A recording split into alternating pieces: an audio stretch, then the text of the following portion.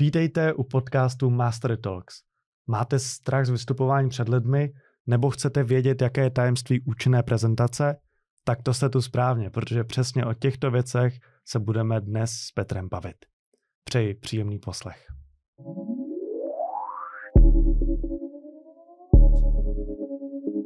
Ahoj Petře. Ahoj. Jaké je tajemství účinné prezentace?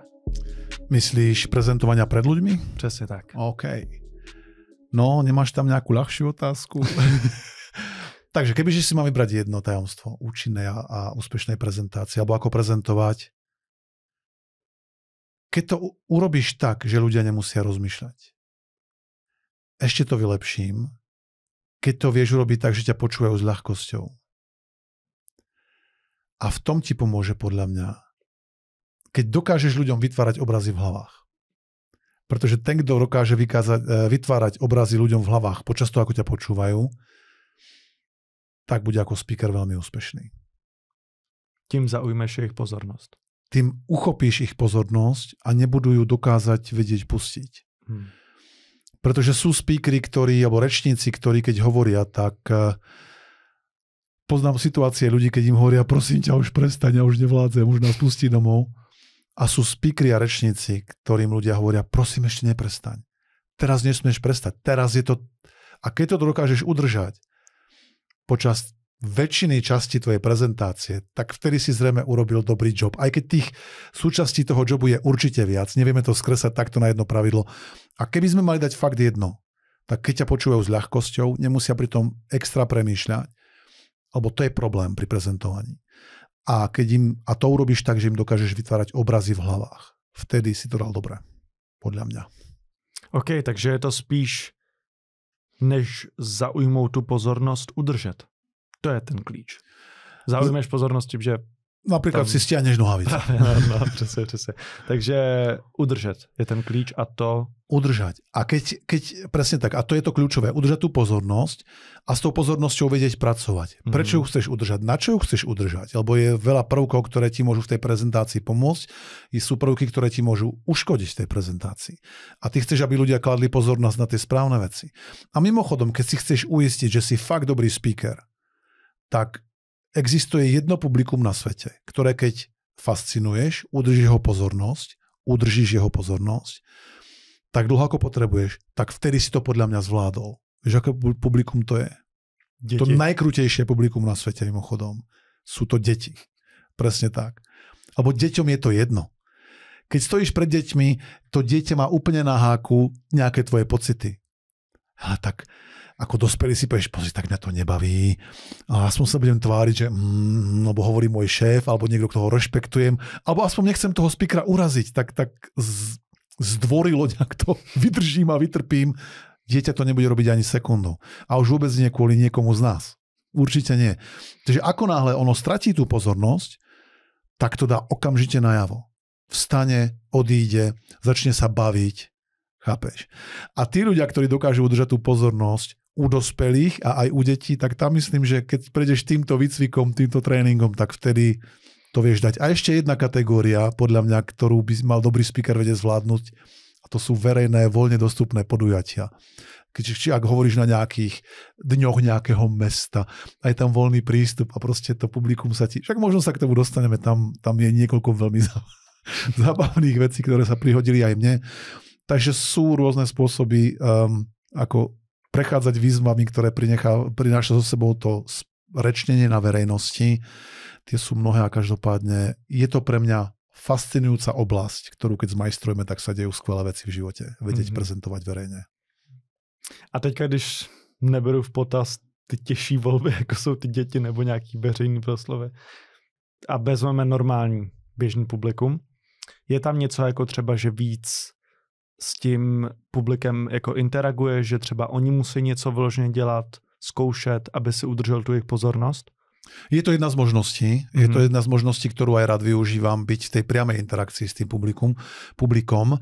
Čo sa dá hlavne vtedy, keď s nimi ideš naživo. Keď sú v tej istej miestnosti ako ty. V takomto kontexte, keď máme napríklad publikum, ktoré je za obrazovkami počítačov alebo mobilov, ktoré nemáme priamo na nich dosah, pretože tu je kamera, tam je kamera a skrátka nemáme na nich dosah, tak tam sú tie princípy trošku iné.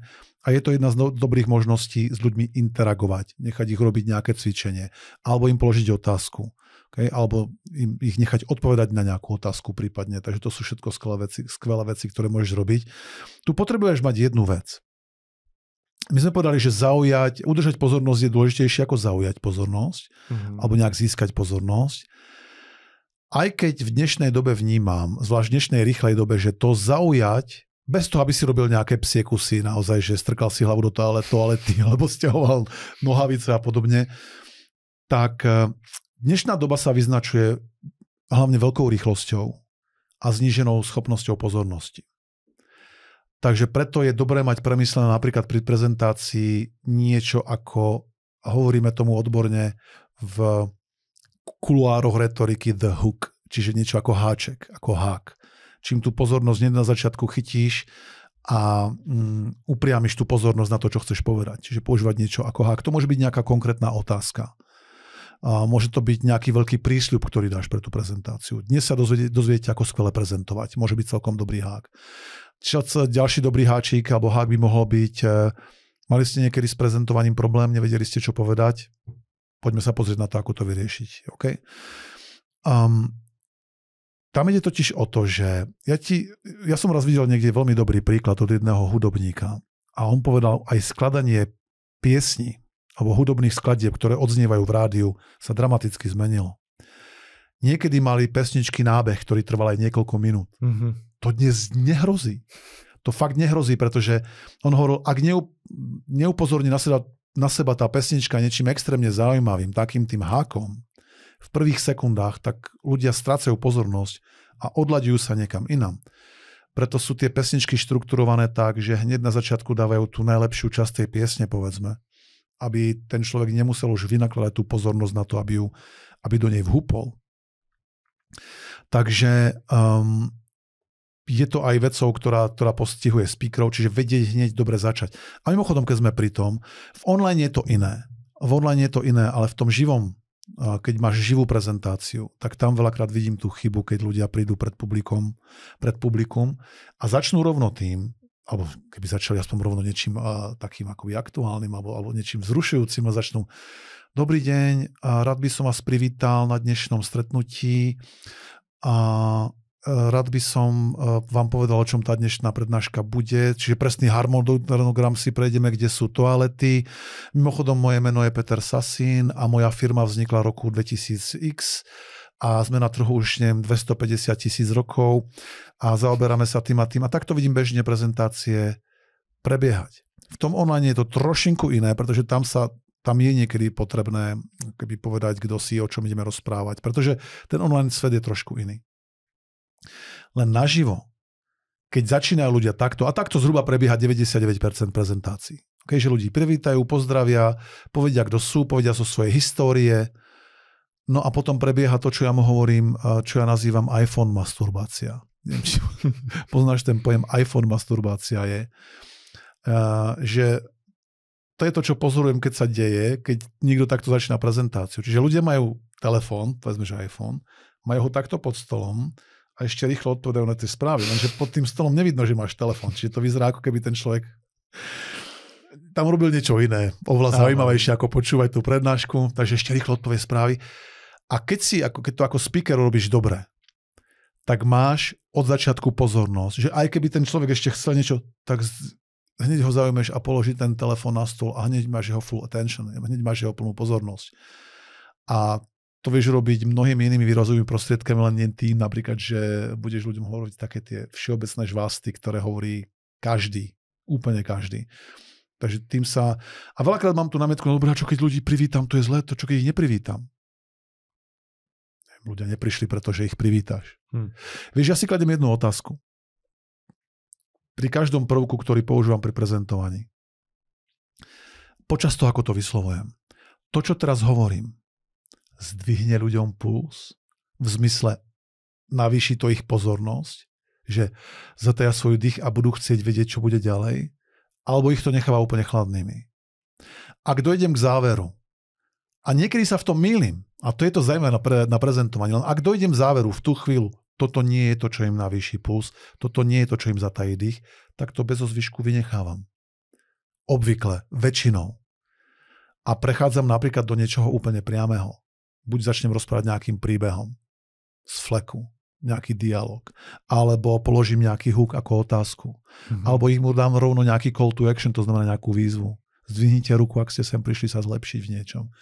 Okay? Čím mimochodom, keď necháš ľudí dvíhať aj ruky, tak preberáš pomyselnú kontrolu nad miestnosťou a to je to, čo ako by si speaker mal robiť, inak ťa zničia.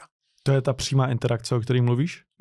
Áno, a tá smí mať svoje určité pravidlá, presne tak. Jasne. Ty by si mal byť ten, ktorý tú interakciu vyvoláva. Mal by si byť menej v reaktívnom, skôr v takom proaktívnom móde, lebo tá energy z toho pódia by mala vplývať na tú energy v publiku. Keď sa to deje naopak, tak tam často dochádza doslova ku katastrofám potom. Jasne. Pomyselným. Jo.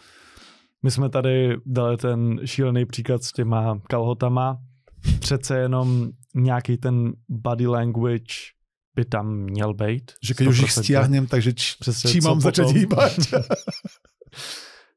Když přijdeš na to pódium, kamkoliv, kde začneš přednášet, jakou třeba bys měl zaujmout pózu, nebo třeba i kdyby si ukázal něco konkrétního, třeba s rukama, jako jak je mít, jak se nám pohybovat?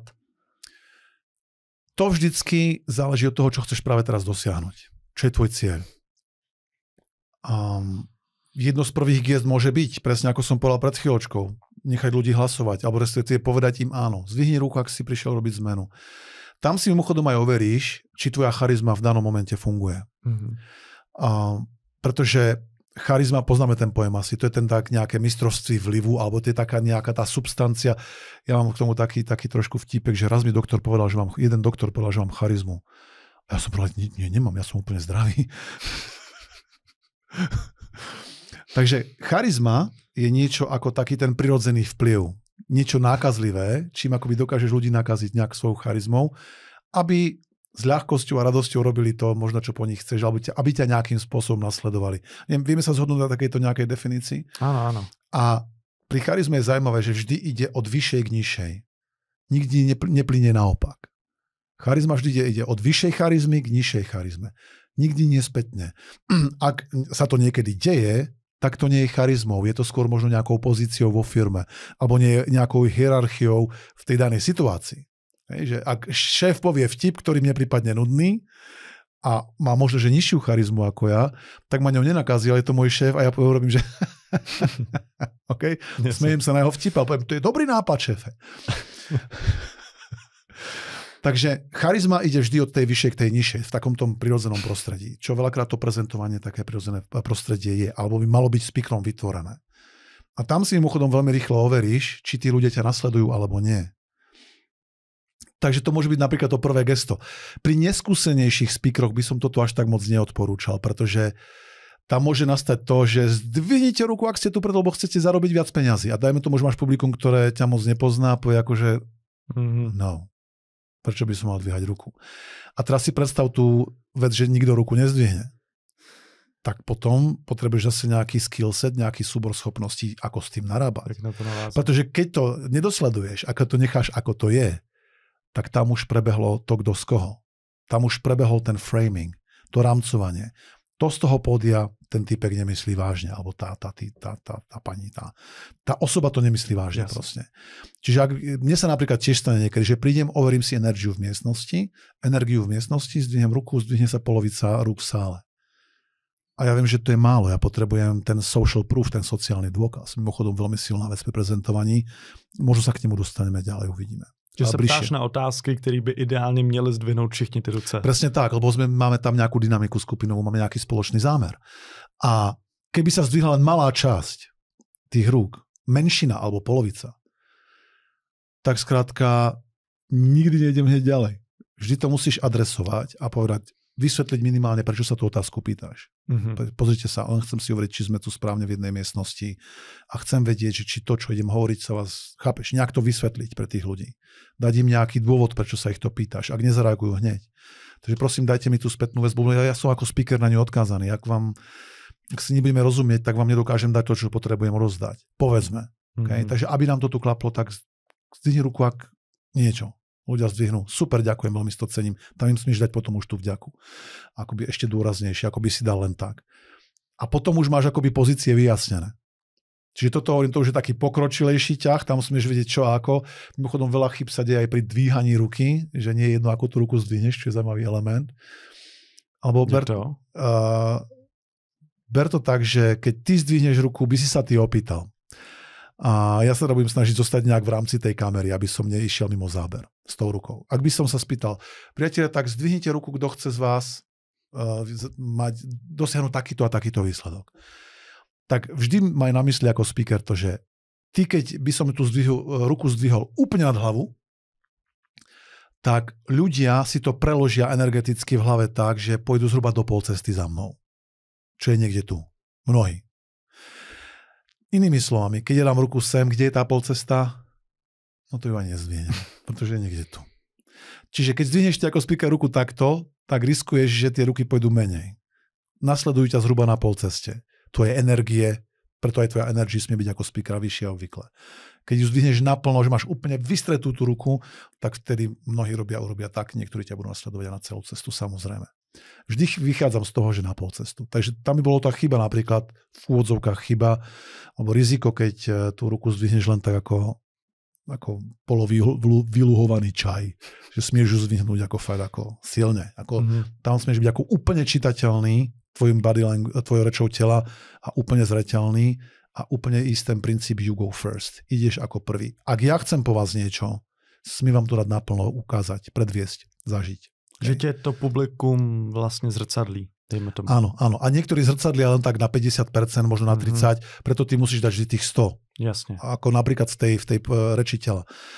Jednu z obľúbených vecí, ktorú mám a ktorú dávam aj mojim speakerom, keď ich trénujem, ten prvý body language, tá prvá reč tela, ktorá tomu predchádza, ešte kým sa niekam postavíš, je to, ako prichádzaš. Počúvaj, ja vidím niektorých speakerov, tí idú na to pódium jak na popravu. Proste pomalá chôdza, zvesené ramená, proste nejak sa tam doplandajú a teraz ty čakáš čo, že budú tí ľudia nejak nadšení s tvojou témou, že sa majú nejak seriózne s ňou zaoberať, keď vidia, ten princíp, to pravidlo you go first je to, že ty ideš ako prvý. A to platí mimochodom nielen v verejnom prezentovaní, to platí úplne všade v živote. No a chceš, aby sa ľudia na teba na ulici viacej usmievali. Legitímna vec, pretože takto, určite nestačí na začiatku zaujať.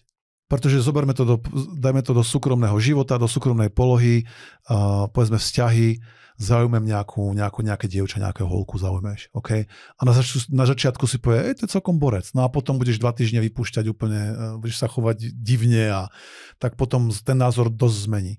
Každopádne tým príchodom a tým hookom, povedzme to, tým zaujatím pozornosti vytváraš veľmi silný prvý dojem, ktorý ti už veľmi pomáha. Ty pauzy. Ty si dal ten příklad s tím napětím, určitě. Může být pauza i použitá právě k tomu, aby si získal tu pozornost.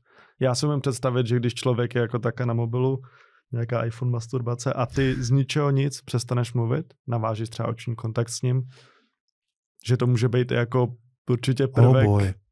Definitívne, pretože teraz si predstav, prídeš na pódium, ľudia dotlieskajú, tam niekto ide, hej, pod stolom si ide tie svoje smiešné pohyby a zrazu ticho. Lenže on počuje, že ostatní stichli, nevidí, čo sa deje, on to vníma podvedomé, no to si píše, zdvihne tú hlavu. A teraz možno, že ty sa pozeráš na ňo.